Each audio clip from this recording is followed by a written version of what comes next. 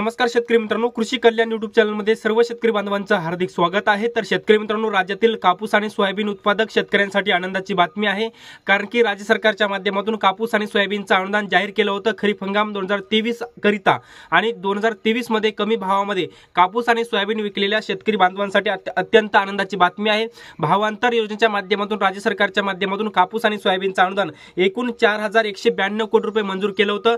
त्याच्यापैकी 49 लाख शेतकऱ्यांना जवळपास 2399 कोटी रुपयाचं कापूस आणि सोयाबीनचं अनुदान 30 सप्टेंबर 2024 रोजी मुख्यमंत्र्यांच्या माध्यमातून डीबीटी प्रणालीद्वारे आधार लिंक बँक खात्यामध्ये शेतकऱ्यांच्या खात्यामध्ये जमा केलं होतं। परंतु राहिलेल्या जवळपास 37 लाख शेतकऱ्यांच्या खात्यामध्ये 1793 कोटी रुपयाचं कापूस आणि सोयाबीनचं अनुदान अजूनही बाकी आहे। तर मित्रांनो, हे 1793 कोटी रुपयाचं अनुदान कोणत्या जिल्ह्यामध्ये भेटणार, कोणत्या शेतकऱ्यांना भेटणार, हेक्टरी किती रुपये भेटणार आणि हे कधीपासून वितरित होणार याच्या संदर्भात संपूर्ण डिटेलमध्ये माहिती आणि अपडेट जिल्ह्याने जाणून घेण्याचा प्रयत्न करणार आहोत। तर नमस्कार, मी ज्ञानेश्वर सवणकर स्वागत करतो कृषी कल्याण युट्यूब चॅनलमध्ये। सर्व शेतकरी बांधवांना एक महत्त्वाची विनंती आहे, या साईडला दिसत असलेल्या लाल, काळ्या किंवा पांढऱ्या बटनावरती क्लिक करा, जेणेकरून तुम्ही आम्हाला सबस्क्राइब कराल आणि तुम्ही जर आम्हाला सबस्क्राइब केलं तर शेती संबंधित असेच नवनवीन व्हिडिओ तुम्हाला आमचे सर्वप्रथम पाहायला भेटतील। तर शेतकरी मित्रांनो, चला तर व्हिडिओला सुरुवात करूया। तर शेतकरी मित्रांनो, राज्य सरकारच्या माध्यमातून जवळपास 4192 कोटी रुपयाचं कापूस आणि सोयाबीनचं अनुदान मंजूर केलं होतं आणि जवळपास स्टेट बँक ऑफ इंडिया या सेंट्रलाइज बँक अकाउंटच्या माध्यमातून 30 सप्टेंबरला काही शेतकऱ्यांना वाटप केलं होतं। आणि एकंदरीत आपण जर पाहिलं तर कापूस या पिकासाठी 1548 कोटी 34 लाख रुपये, सोयाबीन या पिकासाठी 2646 कोटी 34 लाख रुपयाचं कापूस आणि सोयाबीनचं अनुदान मंजूर केलं होतं आणि एकूण 4192 कोटी 68 लाख रुपये मंजूर केलं होतं। आणि यासाठी एकूण राज्यातील आपण जर पाहिलं तर 86 लाख शेतकरी पात्र झाले होते आणि पहिल्या टप्प्यात 49 लाख शेतकऱ्यांना 49 लाख शेतकऱ्यांना 2399 कोटी रुपयाचं कापूस आणि सोयाबीनचं अनुदान मंजूर केलं होतं। परंतु दुसऱ्या टप्प्यामध्ये राज्यातील शेतकऱ्यांच्या खात्यामध्ये आजपासून कापूस आणि सोयाबीनच्या अनुदानाला वाटप सुरू होणार आहे। आता कोणत्या जिल्ह्यातील किती शेतकरी याच्यामध्ये पात्र होऊ शकतात, पात्र झालेले त्याची डिटेलमध्ये यादी आपण बघण्याचा प्रयत्न करणार आहोत।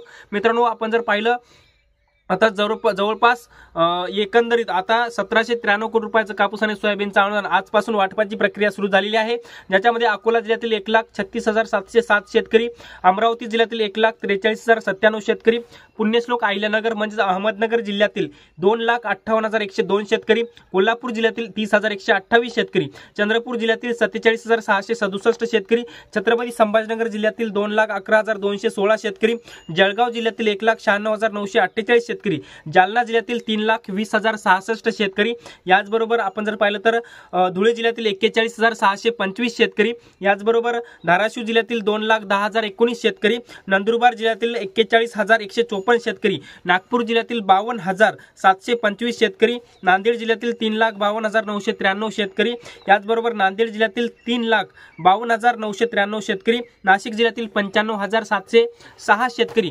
याचबरोबर पुढचा महत्त्वाचा जिल्हा पुणे जिल्हा आणि पुणे जिल्ह्यातील 18,511 शेतकरी, परभणी जिल्ह्यातील 2,96,634 शेतकरी, बुलढाणा जिल्ह्यातील 2,96,853 शेतकरी, बीड जिल्ह्यातील 3,66,059 शेतकरी, लातूर जिल्ह्यातील 2,44,612 शेतकरी, वर्धा जिल्ह्यातील 80,491 शेतकरी, वाशिम जिल्ह्यातील 1,62,670 शेतकरी, सांगली जिल्ह्यातील जवळपास 23,762 शेतकरी, सातारा जिल्ह्यातील 89,109 शेतकरी, सोलापूर जिल्ह्यातील 49,419 शेतकरी, याचबरोबर हिंगोली जिल्ह्यातील 2,11,830 शेतकरी, गडचिरोली जिल्ह्यातील 1,193 शेतकरी, भंडारा जिल्ह्यातील 454 शेतकरी आणि गोंदिया जिल्ह्यातील 10 शेतकरी, अशा प्रकारच्या राज्यातील 29 जिल्ह्यामध्ये जवळपास 37 लाख शेतकऱ्यांच्या खात्यामध्ये 1793 कोटी रुपयाचं कापूस आणि सोयाबीनचं अनुदान दुसऱ्या टप्प्यामध्ये जमा होणार असल्याची माहिती कृषी विभागाच्या माध्यमातून देण्यात आलेली आहे। याच्या अगोदर मित्रांनो, आपण जर पाहिलं तर पहिल्या टप्प्यामध्ये म्हणजेच 30 सप्टेंबर 2024 रोजी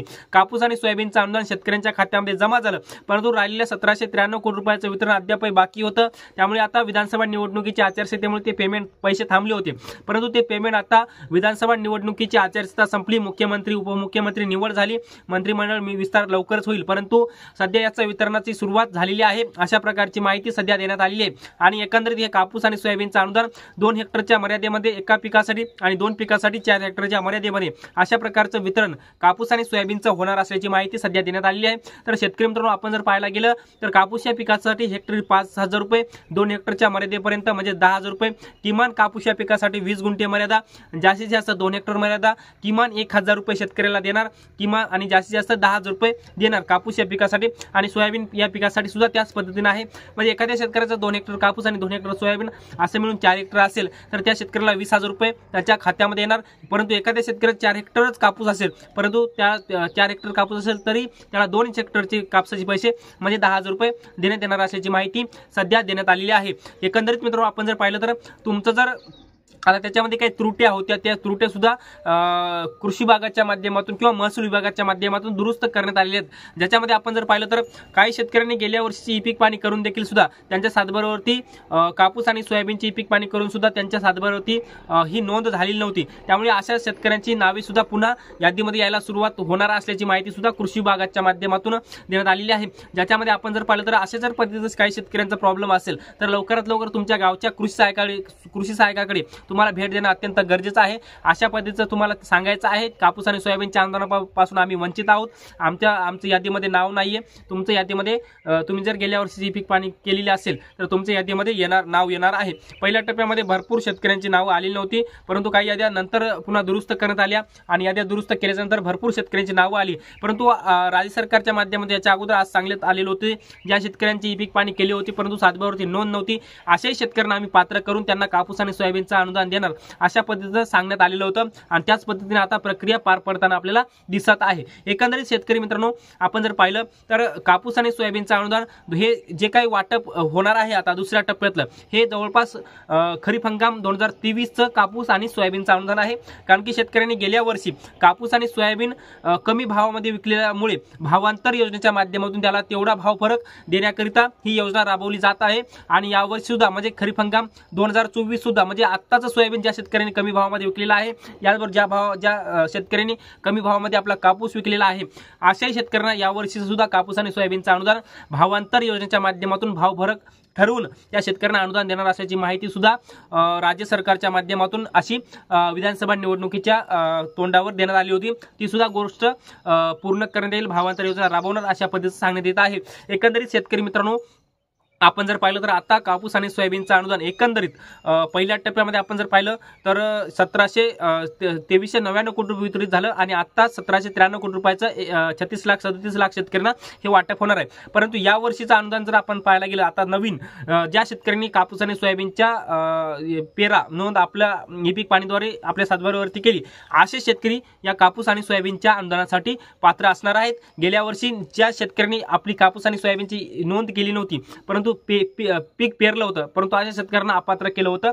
त्यामुळे ई-पीक पाणी करणं अत्यंत गरजेचं आहे, महत्त्वाचं आहे. तुम्ही जर ई-पीक पाणी केले नसेल तर लवकरात लवकर रब्बीची आता चालू आहे ती करून घेऊ शकता. तर मित्रांनो आपण या व्हिडिओच्या माध्यमातून कापूस आणि सोयाबीनच्या अनुदानाबाबत एक डिटेलमध्ये माहिती आणि अपडेट घेण्याचा प्रयत्न केलेला आहे. हे छोटंसं अपडेट तुम्हाला कसं वाटलं कमेंटमध्ये नक्की सांगा. आणि आमचे युट्यूब चॅनल कृषी कल्याण युट्यूब चॅनलवर जर नवीन असाल तर चॅनलला नक्की सबस्क्राईब करा. हा व्हिडिओ जर आवडला असेल तर एक लाईक करा. प्रत्येक शेतकरी बांधवांपर्यंत महत्त्वाची अशी माहिती शेअर करा. तर शेतकरी मित्रांनो तुर्तास इथेच थांबतो. तोपर्यंत आपल्या सर्वांचे मनापासून धन्यवाद.